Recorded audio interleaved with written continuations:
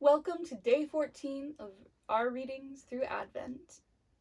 Today we are reading from the book of Luke, chapter 2, verses 1 through 7. In those days, Caesar Augustus issued a decree that a census should be taken of the entire Roman world. This was the first census that took place while Quirinius was governor of Syria, and everyone went to his own town to register.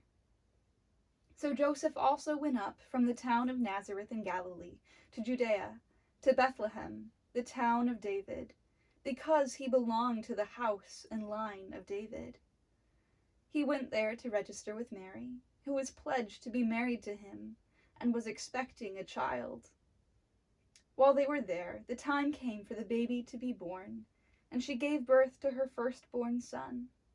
She wrapped him in cloths and placed him in a manger, because there was no room for them in the inn.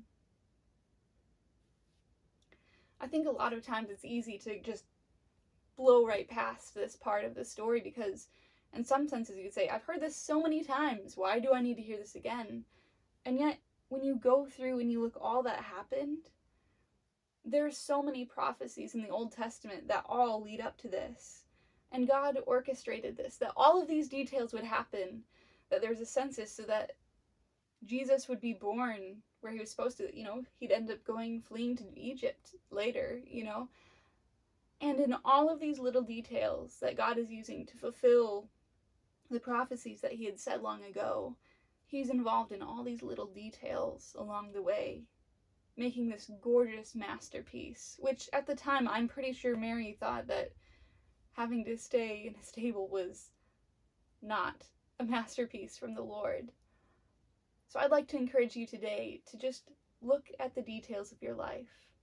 Where is God working in the little things, bringing them together to create a masterpiece in your life? The more you practice seeing God, the more you'll see him working.